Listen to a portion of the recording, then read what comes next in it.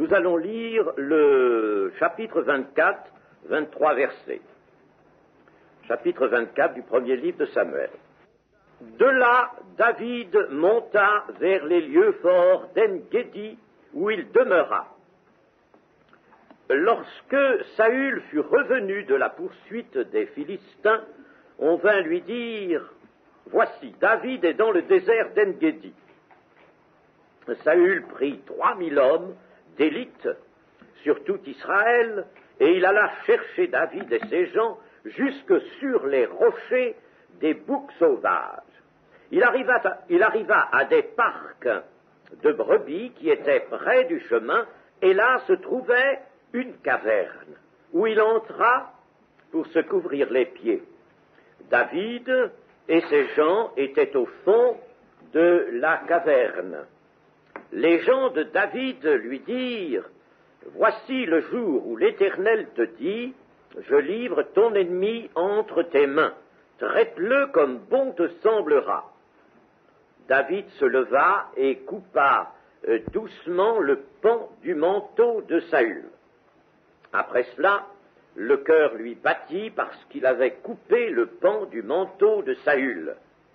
Et il dit à ses gens, « Que l'Éternel me garde de commettre contre mon Seigneur, loin de l'Éternel, une action telle que de porter ma main sur lui, car il est loin de l'Éternel. » Par ces paroles, David arrêta ses gens et les empêcha de se jeter sur Saül. Puis Saül se leva pour sortir de la caverne et continua son chemin. Après cela, David se leva et sortit de la caverne. Il se mit alors à crier après Saül, « Ô roi, mon Seigneur !» Saül regarda derrière lui, et David s'inclina le visage contre terre et se prosterna. David dit à Saül, « Pourquoi écoutes-tu les propos des gens qui disent, « Voici David cherche ton malheur. Tu vois maintenant de tes propres yeux que l'Éternel t'avait livré aujourd'hui entre mes mains dans la caverne. On m'excitait à te tuer, mais je t'ai épargné. Et j'ai dit, je ne porterai pas la main sur mon Seigneur, car il est loin de l'Éternel. Vois, mon père, vois donc le pan de ton manteau dans ma main. Puisque j'ai coupé le pan de ton manteau et que je ne t'ai pas tué, sache et reconnais qu'il n'y a dans ma conduite ni méchanceté ni révolte et que je n'ai point péché contre toi. Et toi, tu me dresses des embûches pour m'ôter la vie. L'Éternel sera juge entre moi et toi, et l'Éternel me vengera de toi, mais je ne porterai point la main sur toi. Des méchants vient la méchanceté, dit l'ancien proverbe. Aussi je ne porterai point la main sur toi. Contre qui le roi d'Israël s'est-il mis en marche? Qui poursuis-tu? Un chien mort, une puce. L'Éternel jugera et prononcera entre moi et toi, il regardera, il défendra ma cause, il me rendra justice en me délivrant de ta main. Lorsque David eut fini d'adresser à Saül ces paroles, Saül dit, « Est-ce bien ta voix, mon fils David ?» Et Saül éleva la voix et pleura. Et il dit à David, « Tu es plus juste que moi, car tu m'as fait du bien, et moi, je t'ai fait du mal. Tu manifestes aujourd'hui la bonté avec laquelle tu agis envers moi, puisque l'Éternel m'avait livré entre tes mains, et que tu ne m'as pas tué. Si quelqu'un rencontre son ennemi, le laisse-t-il poursuivre tranquillement son chemin? Que l'Éternel te récompense pour ce que tu m'as fait en ce jour. Maintenant, voici, je sais que tu régneras et que la royauté d'Israël restera entre tes mains. Jure-moi donc par l'Éternel que tu ne détruiras pas ma postérité après moi et que tu ne retrancheras pas mon nom de la maison de mon père. » David le jura à Saül, puis Saül s'en alla dans sa maison, et David et ses gens montèrent au lieu fort. Amen. Saül était parti, nous l'avons vu à la fin du chapitre précédent, il était parti précipitamment parce qu'un messager était venu lui dire « Hâte-toi de venir, les Philistins ont envahi le centre du pays, le pays d'Israël. Et justement, à ce moment-là, Saül avait déjà encerclé David et ses gens, et David était pratiquement pris au piège, il était perdu. Et nous avons vu comment il avait imploré l'Éternel, et comment l'Éternel avait usé de ce moyen pour desserrer l'étreinte de Saül et de son armée, et pour ramener Saül à d'autres préoccupations. Mais Saül a vite fait de chasser la colonne des Philistins qui s'étaient aventurés dans le pays d'Israël, et il est repris aussitôt par son idée farouche de poursuivre David, de tuer David, et il se lance à nouveau à sa poursuite avec 3000 hommes d'élite. Lui, David, a à ce moment-là 600 hommes. 3000 hommes d'élite. C'est son combat à lui, ce roi Saül, c'est son combat. Combat injuste et impie, ce n'est pas le combat de l'Éternel. Sa mission, c'est de protéger le peuple de Dieu contre ses ennemis, c'est de le garder, c'est de le paître, car la mission de paître incombait au roi, non pas au sacrificateur, mais au roi. Et David, n'est-ce pas, sera vu comme lui-même comme un berger. Eh bien, c'était sa mission, mais il a quitté, il est sorti de sa mission et s'est lancé dans un combat injuste et impie. On peut dire d'ailleurs que l'homme combat selon son cœur. L'homme est toujours engagé dans des actions qui ont une allure toujours de conquête, de combat par conséquent. Et l'homme combat donc selon ce qu'est son cœur. Il fait une cause juste, il soutient une cause juste si son cœur est dans la justice, et il soutient une cause injuste si son cœur est injuste et dans l'injustice. On peut dire que aucune cause n'est juste si elle naît de Dieu. C'est ce que la parole nous montre. Aucune cause n'est juste. Ça paraît peut-être absolu de dire cela. Nous avons déjà dit avec Jean, avec la première épître de Jean, quelque chose de très absolu aussi, à savoir qu'il n'y avait pas plusieurs catégories d'hommes, mais deux seulement. Ou bien l'on est pour Dieu, ou l'on est contre lui. Ou bien on sert Dieu, ou bien alors on sert l'ennemi de Dieu. Il n'y a pas de situation intermédiaire, situation neutre. La neutralité n'existe pas.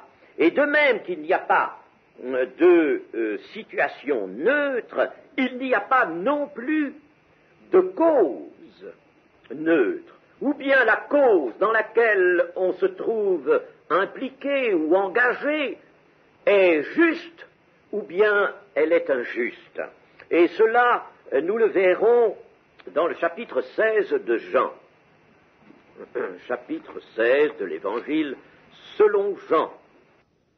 C'est le Seigneur Jésus qui parle.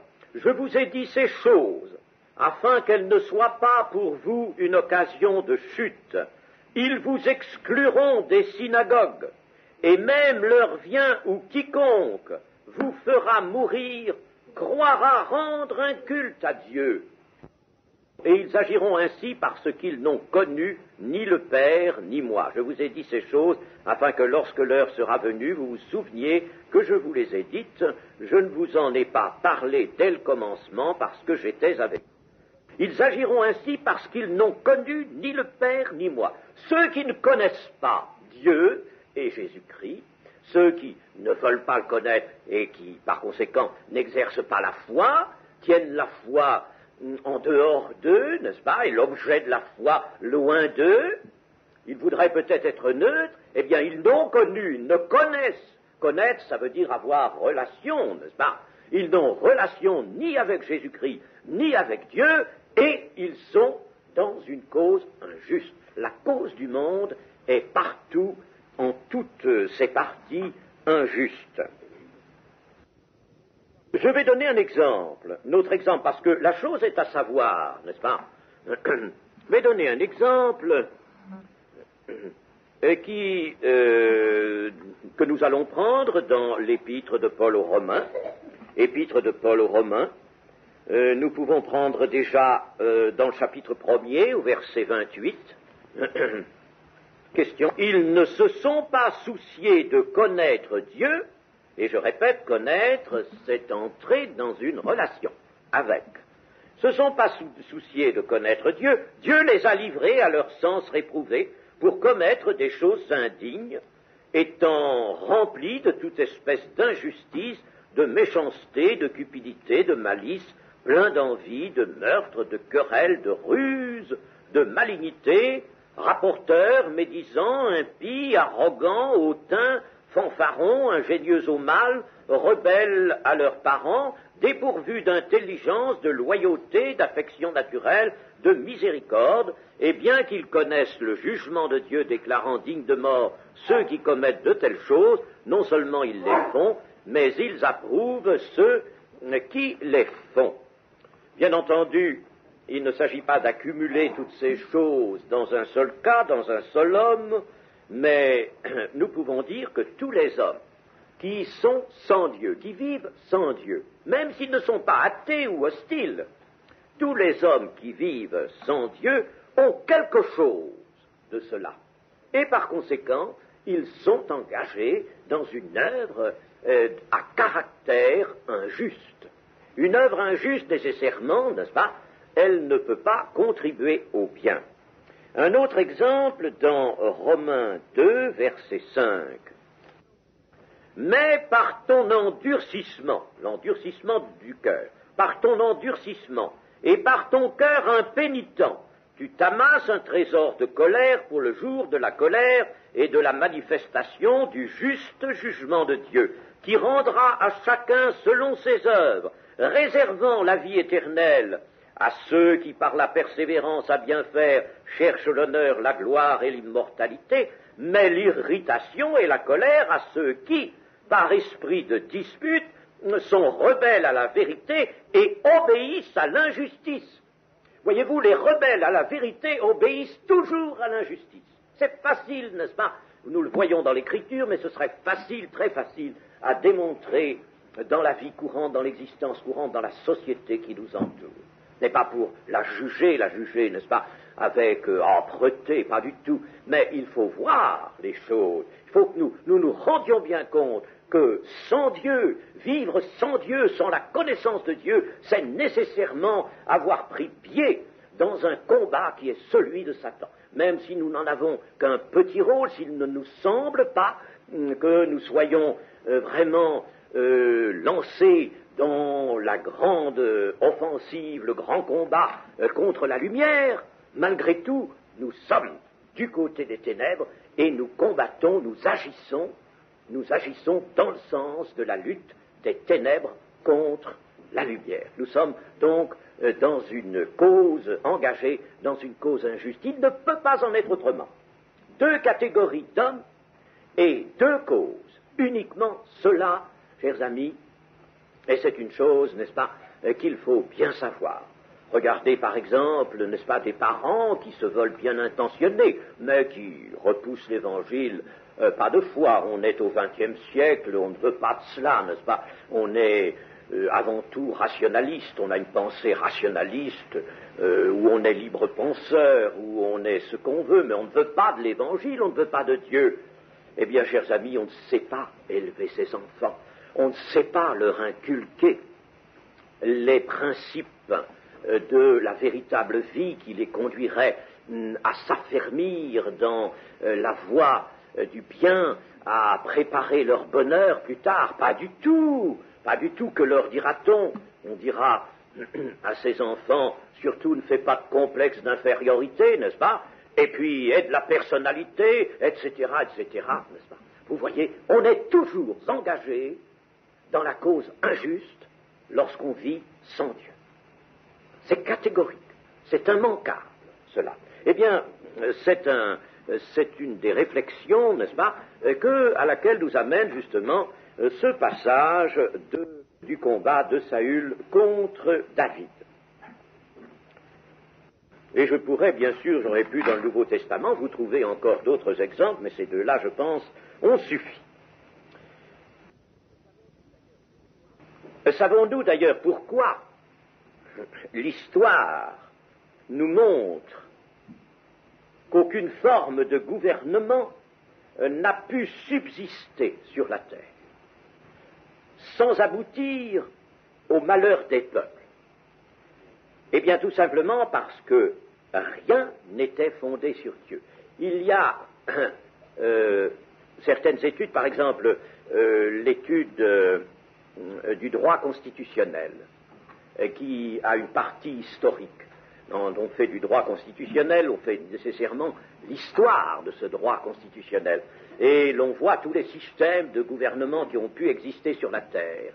Et c'est assez caractéristique parce qu'on n'en trouve pas un seul, n'est-ce pas, qui n'ait terminé, qui ne se soit terminé par un moyen d'oppression sur les peuples, n'est-ce pas? Il a fallu en changer, que ce soit une royauté, que ce soit une république ou n'importe quoi, n'est-ce pas? Tout a toujours dévié, et nous le voyons encore de nos jours, n'est-ce pas?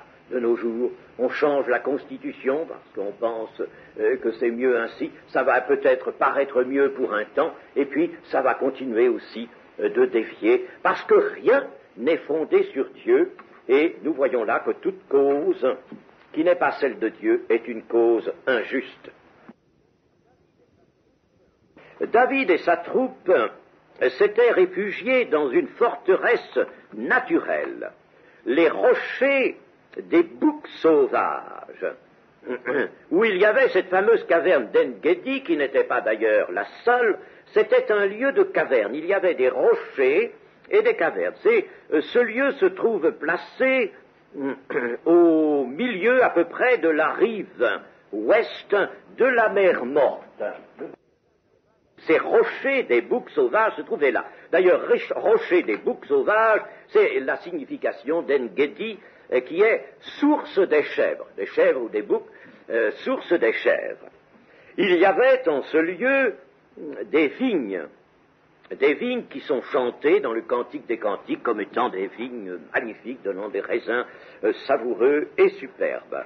Il y avait en effet là des sources, et notamment des sources chaudes, qui permettaient une végétation quasi tropicale.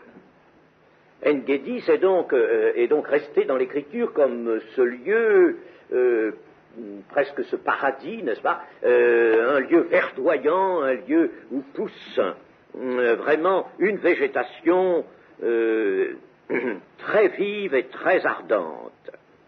En-Gedi. Et c'était là que David s'était réfugié. Il y avait donc des rochers, des cavernes, c'était une forteresse naturelle. Mais Saül et ses gens étaient habiles pour retrouver la trace de David. Celui-ci se trouve, au moment de ce récit du chapitre 24, se trouve terré avec ses 600 hommes au fond d'une vaste caverne. Et ce refuge ne manquait pas, bien entendu, d'être scabreux. Toutes les cavernes allaient être fouillées. Saül avait déjà réussi précédemment à encercler David, n'est-ce pas? Et là, n'est-ce pas, il était avec ses 3000 hommes d'élite, il n'allait pas laisser, bien entendu, les cavernes sans les fouiller. Et là encore, la vie de David ne tenait qu'à un fil. Dieu, ici, laisse encore son élu dans une situation parvenue à l'extrême péril. Nous en avons l'écho et nous avons aussi la pensée du cœur de David dans un psaume qui correspond à cette situation. C'est le psaume 57. Le psaume 57. Au chef des chantres, ne détruis pas, hymne de David, lorsqu'il se réfugia dans la caverne poursuivi par Saül. Aie pitié de moi, ô Dieu, aie pitié de moi, car en toi mon âme cherche un refuge. Je cherche un refuge à l'ombre de tes ailes. jusqu'à ce que les calamités soient passées. Je crie au Dieu très haut, au Dieu qui agit en ma faveur. Il m'enverra du ciel le salut, tandis que mon persécuteur se répand en outrage. Dieu enverra sa bonté et sa fidélité. Mon âme est parmi des lions. Je suis couché au milieu de gens qui vomissent la flamme, au milieu d'hommes qui ont pour dents la lance et les flèches, et dont la langue est un glaive tranchant. Élève-toi sur les cieux, ô Dieu, que la gloire soit sur toute la terre. Ils avaient tendu un filet sous mes pas, mon âme se courbait, ils avaient creusé une fosse devant moi, ils y sont tombés. Mon cœur est affermi, ô Dieu, mon cœur est affermi, je chanterai, je ferai retentir mes instruments. Réveille-toi, mon âme, réveillez-vous, mon luth et ma harpe, je réveillerai l'aurore. Je te louerai parmi les peuples, Seigneur, je te chanterai parmi les nations, car ta bonté atteint jusqu'aux cieux et ta fidélité jusqu'aux nues. Élève-toi sur les cieux, ô Dieu, que ta gloire soit sur toute la terre. Voilà le beau psaume que David a composé dans cette situation. Le refuge, nous le voyons par ce psaume, le refuge ce n'est plus la caverne qui d'ailleurs est devenue un piège, car David et ses hommes sont là dans un véritable piège. Le refuge que David saisit, c'est celui qui est à l'ombre de l'Éternel, à l'ombre de tes ailes. Il saisit ce refuge. Voilà des occasions qui lui sont données d'apprendre pratiquement la confiance en Dieu. Les amis, de telles épreuves sont en effet seules capables d'apprendre la confiance en Dieu. Ne nous étonnons pas, c'est ce que nous dit le Nouveau Testament, ne nous étonnons pas, Pierre nous le dit, si nous sommes encore attristés quelquefois par diverses épreuves, parce que l'épreuve de notre foi, ce n'est pas la nôtre, c'est l'épreuve de notre foi, est nécessaire, cette foi si précieuse, plus précieuse que l'or véritable. Pour prix de notre foi, nous obtiendrons le séjour éternel. Alors, notre foi est mise à l'épreuve, et notre foi va se traduire en amour. Vous voyez, il y a toujours l'amour. Elle va se traduire en confiance. La confiance, on pourrait dire que c'est la foi qui s'appuie sur l'éternel. Quand la foi prend appui sur l'éternel, prend protection sous ses ailes, n'est-ce pas? Eh bien, la foi s'appelle confiance, elle devient confiance. Il y a, bien entendu, une corrélation très étroite entre la foi et la confiance. Eh bien, ça s'apprend pratiquement. Ce n'est pas tout, n'est-ce pas, de le lire dans l'Écriture. Il faut l'apprendre. Et Dieu, quand il nous donne des épreuves, eh bien, c'est pour que nous apprenions cette confiance. La foi, notamment, n'est-ce pas, se traduisant en confiance, sachant prendre appui sur le Seigneur, ne pas craindre la situation bouchée, la situation au sein de laquelle on ne peut plus rien faire. On ne peut plus rien faire, il n'y a plus qu'à attendre, mais on ne va pas attendre passivement le malheur, n'est-ce pas? On a confiance, on crie à l'Éternel, et la délivrance arrive. C'est là que la délivrance arrive. Le Seigneur aime amener la délivrance au tout dernier moment. Nous l'avons déjà vu dans le chapitre 23, n'est-ce pas? David est encerclé, et la délivrance vient au dernier moment. Ici, c'est encore la même chose, il est dans cette caverne, et il est retrouvé par Saül. Et Dieu délivre David d'une façon alors tout à fait inattendue. Enfin, on pouvait attendre précédemment, n'est-ce pas, c'est un messager qui vient avertir Saül, dépêche-toi, viens vite, les Philistins sont là. Alors, Saül est obligé de desserrer l'étreinte et de s'en aller. Ici, c'est tout différent, ce qui nous montre que la manière de Dieu, n'est-ce pas, est infiniment variée. Alors, ne nous amusons pas à dire, Seigneur, délivre-moi, fais ceci, fais cela. Laissez donc le Seigneur faire lui-même, n'est-ce pas? Il va nous délivrer, venir à notre secours, d'une manière à laquelle nous ne pensons pas. Il est évident que David ne pensait pas du tout que Saül aurait un pressant besoin. Et c'est un besoin naturel qui pousse Saül en avant de sa troupe, n'est-ce pas? Il se distance de sa troupe, et au lieu, n'est-ce pas, d'envoyer ces gens fouiller la caverne, cette caverne d'En-Gedi, eh bien lui, il s'y rend parce qu'il a un besoin naturel, se couvrir les pieds, c'est cela. Il entra pour se couvrir les pieds, pour satisfaire un besoin naturel. Et naturellement, bien naturellement, il y va tout seul. C'est tout indiqué. Alors, il va là, n'est-ce pas, pour satisfaire ce besoin naturel, et les gens de David sont là, dans le fond de la caverne. 600 hommes, elle était grande, n'est-ce pas, mais alors, ils étaient dans la nuit, dans l'obscurité, et ils voient là, par l'ouverture, un homme entrer, c'est Saül, n'est-ce pas. Alors, bien entendu, les gens de David voient là une circonstance voulue de Dieu, et il est vrai que l'Éternel met Saül à la discrétion de David, même de l'épée de David. Il est vrai, ça c'est vrai, n'est-ce pas? C'est bien l'Éternel qui a voulu cela. Saül le reconnaîtra lui-même d'ailleurs, mais attention, c'est bien l'Éternel en effet qui expose là Saül, n'est-ce pas, à l'épée de David.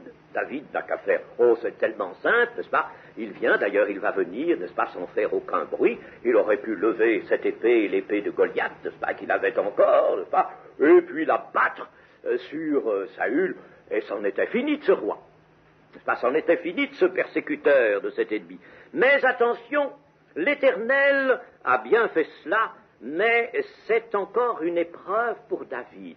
Certes, l'Éternel va, par ce moyen, un moyen tout à fait inattendu, je le dis, n'est-ce pas, délivrer David. Il va le délivrer. Mais non sans placer dans cette circonstance une nouvelle épreuve d'un genre nouveau.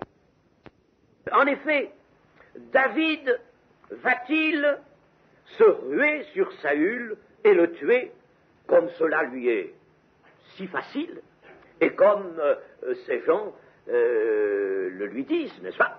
Oh, mais là, tu vois bien, l'Éternel met Saül à ta disposition, n'est-ce pas? Il te le livre, tu n'as qu'à abattre ton épée, et ça y est, n'est-ce pas? Tu es délivré de cet ennemi. Ça, vraiment, l'occasion est magnifique, l'occasion est belle. Mais, si David fait cela, certes, il fera tomber un impie, il fera tomber sur cet impie qu'est Saül, et nous avons vu que Saül avait tué 85 sacrificateurs de l'Éternel, portant l'éphod, qu'il avait anéanti la ville de Nod aussi, n'est-ce pas, femmes, enfants, etc., parce que c'était la ville du sanctuaire, n'est-ce pas. Donc il avait fait des choses déjà horribles, abominables, et par conséquent, c'était un juste châtiment qui serait tombé sur un véritable impie. Mais attention, en ce cas, si David fait cela, tue Saül, sera-t-il l'homme selon le cœur de Dieu? Voilà la question qui se pose. N'oublions pas que Dieu a dit qu'il voulait un homme selon son cœur, qui accomplira toutes ses volontés. Est-ce que David, dans ce cas, serait l'homme selon le cœur de Dieu? David se montrera-t-il apte, en cette occasion délicate, où il y a même une forte tentation, se montrera-t-il apte à discerner la volonté de Dieu, la pensée de Dieu, la pensée du cœur de Dieu, selon son cœur, selon le cœur de Dieu? Est-ce qu'il va connaître la pensée du cœur de Dieu et la suivre? Attention, David, ce n'est plus le danger qui pèse sur ta vie qui est maintenant l'épreuve, parce que tu peux sortir de deux manières de cette situation.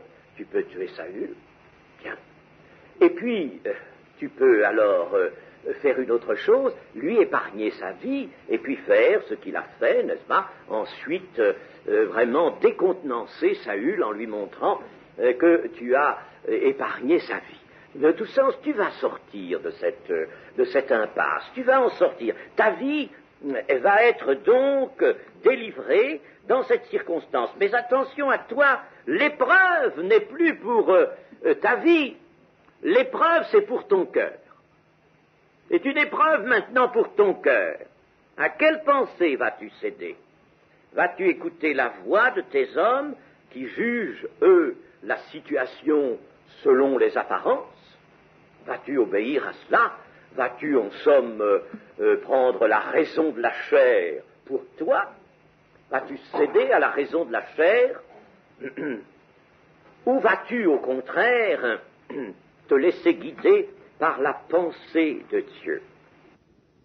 Vous voyez comme la chose était infiniment délicate, une épreuve pour le cœur de David.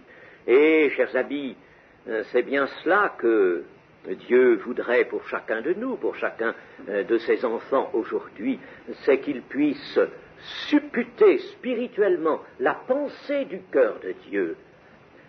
Et je redis souvent, je suis évidemment, n'est-ce pas, l'homme à redite, mais c'est inévitable et c'est même nécessaire, nous l'avons dit. Voyez-vous, n'est-ce pas, nous sommes portés souvent à prendre notre Bible puis à dire, tiens, est-ce que ceci est permis? Est-ce que ceci est défendu? Y a-t-il un verset qui correspond à telle ou telle situation, à telle chose qu'on peut faire ou qu'on ne peut pas faire? Mais qu'est-ce que c'est que ça, chers amis? Mais ça n'a jamais été ça. Nous l'avons montré, c'est pas ainsi que le Seigneur peut nous conduire aujourd'hui. La Bible ne nous est pas proposée comme un code avec des préceptes, des règles. La Bible, c'est une révélation, c'est une prophétie, c'est une pensée, c'est la pensée de Christ. La parole de Christ, c'est la pensée de Christ. Et c'est à cette pensée qu'il faut se référer, c'est à elle qu'il faut monter, aller par la foi, c'est elle qu'il faut rejoindre, je dirais presque, humer la pensée de Christ. Où est-elle la pensée de Christ? Là, n'est-ce pas? Certes, il faut la connaissance de l'Écriture, il faut la connaissance de la parole, mais quand on a bien compris comment le peuple d'Israël avait pu autrefois se méprendre sur la loi de Moïse, et pour cela nous avons, n'est-ce pas, la parole de Jésus qui nous le montre, combien ils s'étaient mépris, tragiquement mépris, alors nous, disons-nous, attention de ne pas faire comme eux, de ne pas nous méprendre, de ne pas, n'est-ce pas, regarder le texte, le sens littéral uniquement, n'est-ce pas, de rester sur un mode littéral, sur une expression uniquement littérale de notre Bible, mais de remonter à la pensée de Christ, à la pensée de Dieu. Et David, qui est justement cet homme dans lequel cette disposition à connaître la pensée de Dieu, je dirais, le véritable mot, c'est ça, à supputer, à discerner la pensée de Dieu, par voie spirituelle, n'est-ce pas, pas autrement. Eh bien, David se lève, et au lieu d'abattre son épée sur celui qui est là comme une victime qui lui est offerte, toute préparée, il va venir et couper doucement le pan du manteau de Saül, et puis se retirer aussi discrètement qu'il est venu, de telle manière que Saül ne s'en rend pas compte. Saül ne se rend pas compte que quelqu'un est venu couper le pan de son manteau. Mais aussitôt que David eut fait cela, le cœur lui battit. Sentit son cœur battre. Son cœur bat parce que ce qu'il vient de faire, c'est déjà une atteinte à la personne du roi, en qui il voit toujours loin de l'Éternel. Et cela, il a raison, n'est-ce pas? Saül est rejeté. David aurait pu très bien raisonner, il est rejeté, c'est plus lui qui doit régner, Dieu ne peut plus de lui comme roi et comme conducteur de son peuple, et lui il a été oint par Samuel. Eh bien cependant, il va persister à voir en Saül loin de l'Éternel. L'Éternel l'a oint, c'est une marque ineffaçable. Et chers amis, si nous laissons un peu notre pensée aller à d'autres objets dans l'Écriture, nous verrons qu'il en est ainsi pour les créatures, les hautes créatures de Dieu qui sont appelées les gloires. Et les gloires, ça n'est autre que Satan et les dominations qui sont avec lui, n'est-ce pas? Dans les lieux élevés, ils sont avec lui. Ce sont des esprits méchants, ce sont des démons, mais Satan a été loin de l'Éternel. Il est loin de l'Éternel. Et il nous est dit de ne pas injurier les gloires. Et nous n'avons pas, nous, à porter atteinte à Satan. L'ange de l'Éternel lui dit, quand il accuse Josué, le souverain sacrificateur, que l'Éternel te réprime, Satan. C'est l'Éternel qui va te réprimer. Mais attention, on n'injurie pas les gloires. On ne touche pas aux gloires. Nous savons que Satan est condamné. Sa condamnation est assurée. Et avec lui, n'est-ce pas, tous ceux qui l'ont suivi. Mais attention, ce n'est pas à nous de porter la main sur les gloires. Eh bien, c'est quelque chose d'équivalent. Et ça peut, évidemment, cette pensée-là doit trouver sa traduction dans l'Église aujourd'hui, dans le comportement des membres de l'Église, à l'égard, d'ailleurs, d'un quelconque autre membre de l'Église, parce que tout membre de l'Église est un oint de l'Éternel, n'est-ce pas? L'onction vous enseigne, l'onction est pour tous. Tout membre de l'Église est un oint de l'Éternel, ne l'oublions pas. Ce n'est pas seulement celui qui dispose du ministère, n'est-ce pas? Le ministère, c'est une fonction, pour laquelle il y a des dons particuliers, c'est bien, mais attention, c'est tout membre de l'Église.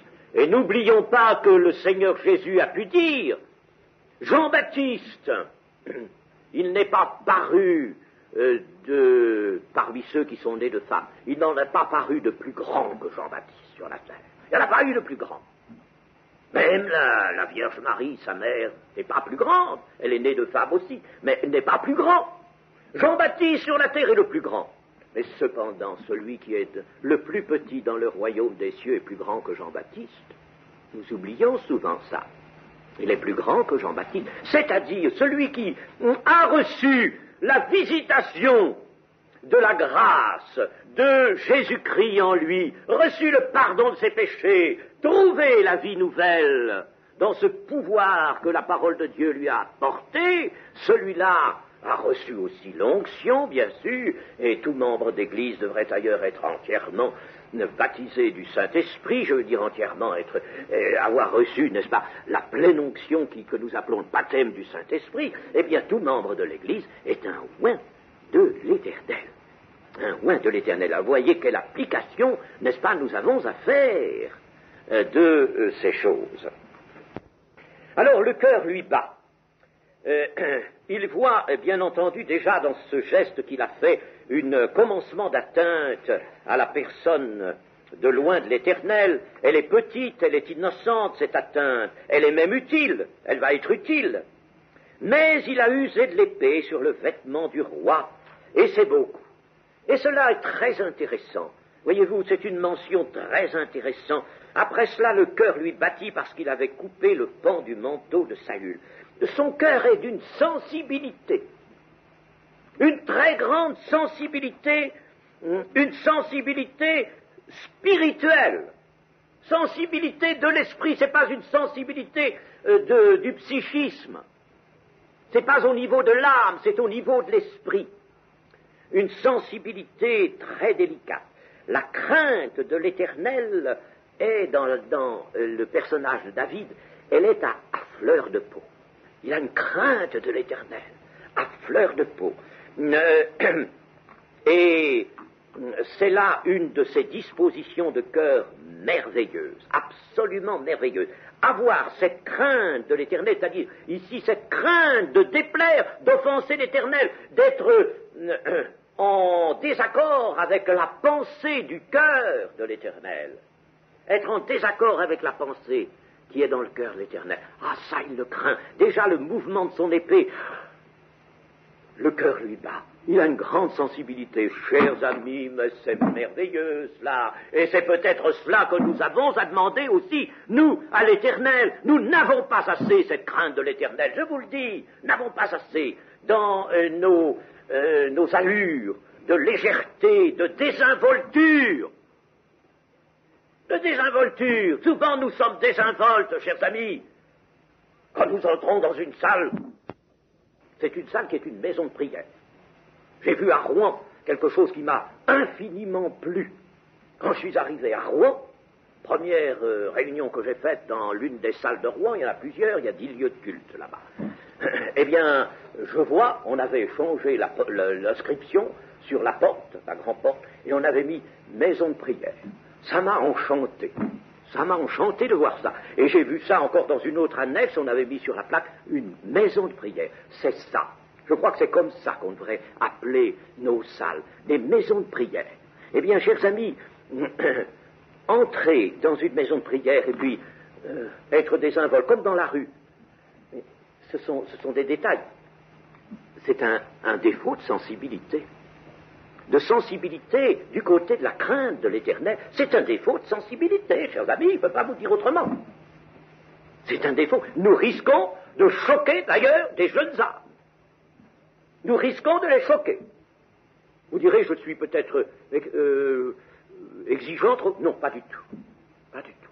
La sensibilité d'un David, n'est-ce pas, du côté de la crainte de l'Éternel, peur d'être en désaccord avec la pensée de l'Éternel, c'est magnifique. C'est magnifique. C'est une de ces dispositions de cœur donc merveilleuses. Et nous devrions avoir, nous, cette sensibilité attachée au sentiment du respect de la parole et des actes de Dieu. Respect de la parole et des actes de Dieu. Il y a notamment dans le cours de nos cultes, il y a, n'est-ce pas, le sacrifice remémoré, rappelé, la Sainte Seine.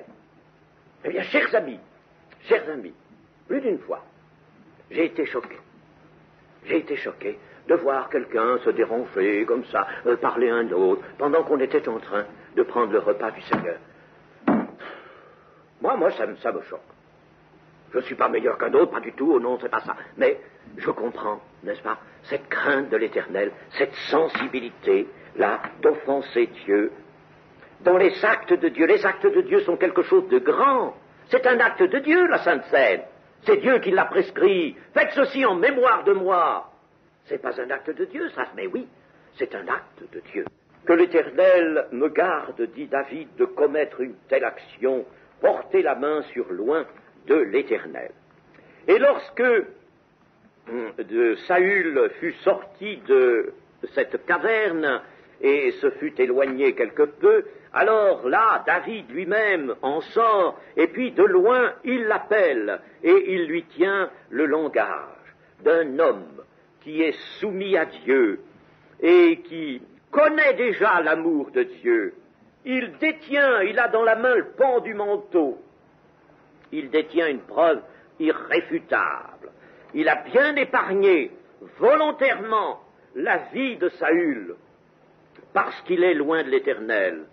Comment donc peut-on l'accuser de méchanceté ou de révolte contre le roi? L'Éternel avait bien livré, avons-nous dit, Saül à la discrétion de David. Mais David n'a pas tué. Son cœur ne le pouvait pas. Rien que le manteau, son cœur battait. Il ne le pouvait pas. Son cœur se refusait à une telle action. Et chers amis, c'est ça qui nous maintiendra dans la vérité, dans la sainteté, dans la pratique des commandements du Seigneur. Que notre cœur se refuse. Notre cœur se refuse à faire ce qui déplaît à l'Éternel. Vous voyez comme cette sensibilité, n'est-ce pas, crainte de l'Éternel est utile et magnifique. La crainte de l'Éternel, c'est le commencement de la sagesse, mais elle est enseignée dans le Nouveau Testament encore. Eh bien, voilà une épreuve gagnée par David, bien supportée, une de ces épreuves qui fait grandir l'âme devant Dieu et qui prépare aux tâches les plus hautes. David va être préparé à des tâches très hautes, nous le verrons, des tâches très hautes. Et il faut que, déjà jeune, il est dans la jeunesse, il se prépare à cela. Il faut qu'il ait des occasions de manifester la crainte de l'Éternel, cette sensibilité, des occasions même, n'est-ce pas, les occasions qui vont, n'est-ce pas, jusqu'à mettre sa vie en question, en balance. Eh bien, David a réussi dans cette belle épreuve. Il saura donner la mort quand il le faudra. Ce n'est pas une sensibilité, une sensiblerie humaine. Il saura donner la mort quand il le faudra. Par exemple, quand il y aura ce messager qui viendra lui dire, n'est-ce pas, qu'il a exécuté Saül, n'est-ce pas, eh bien, il lui dira, ta parole alors, n'est-ce pas, plaide contre toi, mettez-le à mort. Il a touché, il a porté la main sur loin de l'Éternel, mettez-le à mort. N'est-ce pas? Eh bien, il saura donc donner la mort quand il le faudra, quand l'amour de Dieu aura été méconnu. Quand le respect de Dieu et l'amour de Dieu auront été méconnus, là, il donnera la mort. Mais non contre son propre persécuteur, qui est un oint de l'Éternel. Lui, son persécuteur, il n'y touche pas. Il se refuse à y toucher. À Dieu seul appartient la vengeance et la justice, et il dira à Saül, l'Éternel sera juge entre moi et toi. Et puis, nous avons vu du verset 17 au verset 22, la réponse du roi Saül. Saül répond à David, et lui aussi il est sensible. Oh, il est très sensible aussi. Il est sensible, il pleure.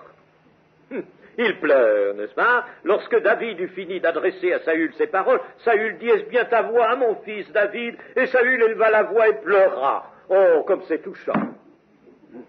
Il se met à pleurer, lui aussi. Il est ému, vraiment, n'est-ce pas, de voir qu'on l'a épargné. Il sent encore un peu, n'est-ce pas, le froid de l'épée dans le dos, mais il n'a pas éprouvé le fil de cette épée. Alors il est ému à larmes, et il fait amende honorable, entièrement amende honorable. Tu es plus juste que moi, et tu m'as fait du bien, et moi je t'ai fait du mal.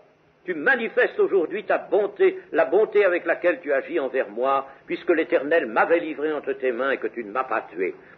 Il fait donc amende honorable, il s'accuse même, il se reconnaît coupable, mais David au-dessus de lui, tu es plus juste que moi. Mais David au-dessus de lui. Il reconnaît même que la royauté d'Israël reviendra à David au verset 21, maintenant voici, je sais que tu régneras et que la royauté d'Israël restera entre tes mains. Alors, est-ce là une repentance que l'on puisse agréer, de laquelle on puisse se réjouir? Est-ce là un revirement, un retour salutaire? Enfin, l'ennemi a compris, enfin, tout de même, il a ouvert son cœur, attendri son cœur, et c'est fini, il ne va plus poursuivre David. Eh bien, non. C'est un moment qui passe, mais ça n'a rien de solide, absolument rien. Saül aura vite fait de se reprendre et de revenir à son entière méchanceté. Pourquoi cela? Mes chers amis, parce que ce qu'il vient de dire là, il vient de le dire sous le coup d'une émotion de la chair. C'est sa chair qui est émue. Et cela nous amène, n'est-ce pas, à dire ceci. Il y a autour de nous beaucoup de gens qui sont capables de s'émouvoir. On dit qu'ils sont sensibles. Oh, comme il est sensible celui-là, n'est-ce pas, ou celle-là, sensible. Mais il s'agit d'une sensibilité de la chair, une sensibilité psychique au niveau de l'âme et non pas au niveau de l'esprit. Vous avez des gens, quand ils voient un spectacle éprouvant, n'est-ce pas, même quelquefois un malheur qu'ils font sur certains, mais ils sont capables de pleurer aussi, n'est-ce pas? Il leur suffit même d'aller peut-être au théâtre et de voir un drame, n'est-ce pas, avec un déroulement qui soit tragique, n'est-ce pas? Et puis alors, ils vont pleurer, et puis le lendemain matin, ils seront tout aussi durs qu'ils l'étaient auparavant. Rien ne sera changé en eux, absolument rien du tout. N'est-ce pas? Sachons bien faire cette distinction entre une sensibilité de la chair qui ne mène à rien, qui n'est qu'un moment fugitif, et qui est même, disons, des pleurs de crocodile, n'est-ce pas? Ça ne mène à rien avec la sensibilité spirituelle que nous avons trouvée chez David. C'est tout différent, n'est-ce pas? Voyez, comme il ne faut pas confondre l'une et l'autre. La chair ne peut jamais se repentir. Dieu ne demande rien à la chair, absolument rien. Il est même écrit que la chair ne peut pas faire la volonté de Dieu, elle ne le peut pas, et il ne faut même pas qu'elle puisse, n'est-ce pas, faire la volonté de Dieu, car il faut que la volonté de Dieu soit faite par l'esprit qui est dans l'homme, que Dieu met dans l'homme. C'est l'esprit introduit dans le cœur de l'homme, c'est l'esprit qui va accomplir la volonté de Dieu. Et vous savez qu'il y a un cas que nous cite l'Écriture d'un repentir qui fut sans effet. C'est dans le chapitre 12 des Hébreux, un repentir sans effet, sans aucun effet. Ce repentir sans effet, eh bien, c'est celui d'Ésaü, qui voulut, n'est-ce pas, rattraper son droit d'aînesse, peut-être tout au moins, n'est-ce pas, la bénédiction de son père. Il voulut rattraper la bénédiction de son père, mais il était trop tard. Il était trop tard. Son repentir n'eut aucun effet. C'était un repentir de la chair.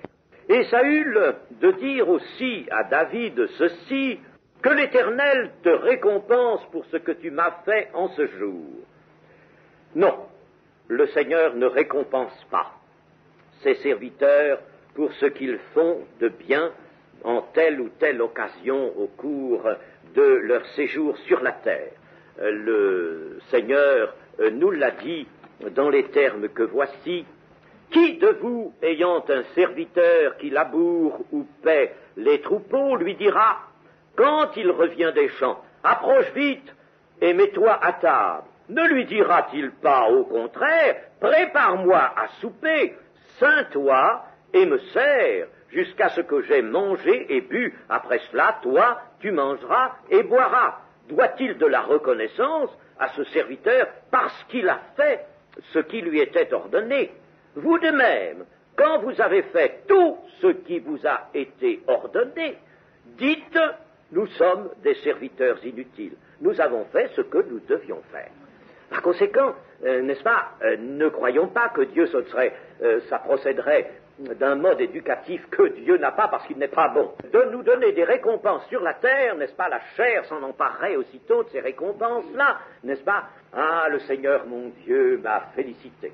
Ah, il m'a encouragé par des paroles qui sont pour moi, n'est-ce pas, qui m'ont ému, etc., n'est-ce pas? Il m'a récompensé. Eh bien, ce serait précisément arrêter la marche des enfants de Dieu. Dieu enregistrera seulement ce que nous faisons. Il y aura un trésor qui se constituera dans les cieux. Et quand le moment sera venu de prendre à lui les siens, alors là, il récompensera.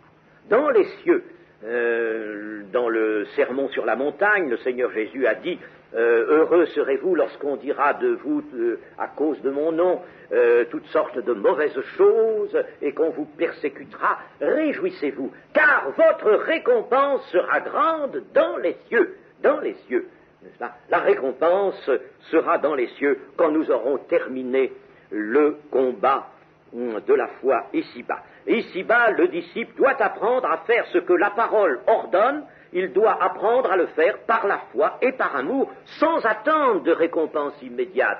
Et nous l'avons vu ici, l'année dernière, je crois, il me semble que c'est l'année dernière, notamment pour le prophète Jérémie. Le prophète Jérémie qui a vraiment accompli tout ce que Dieu lui avait dit d'accomplir, et puis il l'a tellement bien accompli qu'il s'est attiré toutes sortes de persécutions, n'est-ce pas, et dans sa propre famille même, on a fomenté un complot contre sa vie, alors il est là, découragé, et alors il gémit, il va même jusqu'à dire, que maudit soit le jour où j'ai vu le jour, où ma mère m'a mis au jour, n'est-ce pas? Eh bien, Dieu ne va pas lui dire, eh bien, Jérémie, ça va, je suis content de toi, allons, voyons. Non. Vous savez ce que Dieu lui dit? Jérémie, lève-toi et va-t'en faire ceci. Tiens, j'ai encore quelque chose à te donner maintenant, va vite le faire. Bon, voilà comment le Seigneur va faire. Si nous sommes un petit peu, n'est-ce pas, découragés, le Seigneur va nous dire, tiens, regarde, il y a une œuvre à faire. Vite, va de ce côté-là, il y a une âme à sauver. Il y a quelque chose à faire pour moi. Non, c'est ça, n'est-ce pas, que le Seigneur va nous donner. C'est comme ça. Et cela, selon sa grande sagesse, évidemment. Et puis, pour terminer notre chapitre, nous voyons Saül demander à David un serment. Par cette demande d'un serment, Saül se montre soucieux de lui, de sa famille, mais aucunement préoccupé du royaume de Dieu, du royaume que Dieu lui a confié. Comme c'est triste d'être préoccupé de soi-même, bien avant l'œuvre de Dieu. C'est pas l'œuvre de Dieu qui est en premier, qui a priorité, c'est nous nos propres intérêts. Oh, chers amis, ça, c'est à renverser entièrement, ça. L'œuvre de Dieu, poursuivre l'œuvre de Dieu avec zèle, c'est ça qui importe. Nous-mêmes, notre personne, mais le Seigneur a dit qu'il prendrait soin de nous.